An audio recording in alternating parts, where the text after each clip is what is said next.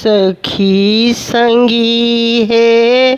बहिना हे हम राती देखल एक सपना हम राती देखल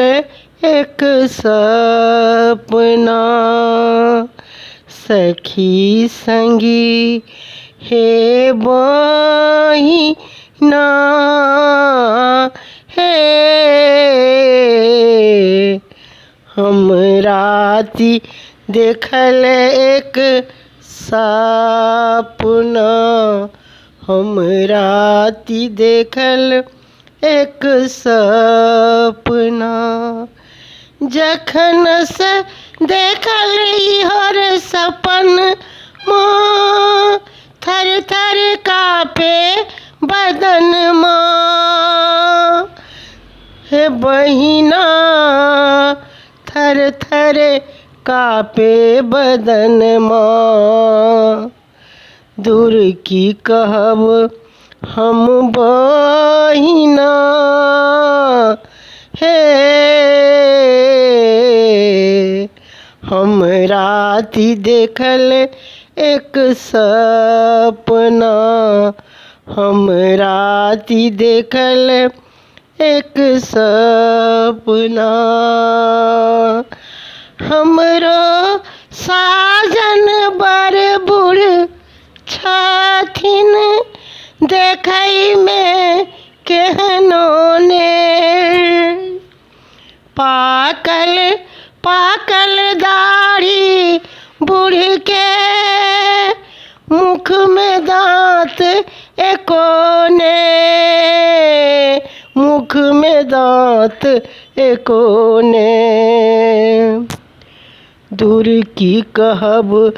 दुख अपना हे हम राती देखल एक सपना हम राती देखल अपुस सपना हम राती देखल एक सपना नहीं छनी बुर के घर ने घरारी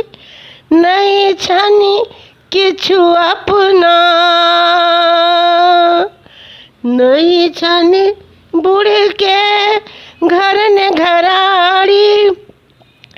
नहीं छनी किछु अपना जे हो किछु बाँचल छल बुढ़ के ब्याह में पड़ी गेल भरना हे बहिना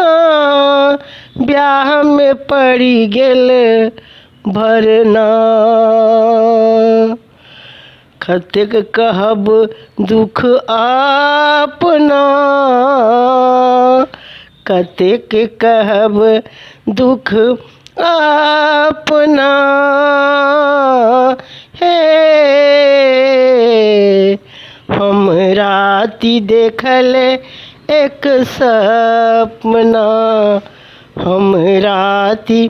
देखल एक सपना सखी संगी हे बहिना हे हम राती देखल एक सपना हम राती देखल एक सपना नहीं छनी बुर के मायन बापे नहीं छनी क्यों अपना धन में धन एक नंदी बरद छनी से हो छनी चढ़ना हे बहिना से हो छनी चढ़ना दूर कतेक कहब दुख अपना हे हम राति देखल एक सपना, हम राति देखल एक सपना, कर्म लिखल छल अपना। हे हम राति देखल एक सपना, हम राति देखल एक सपना। अपन भाषा के प्रोत्साहित करे के लेल एकरा लाइक, शेयर और सब्सक्राइब अवश्य करू।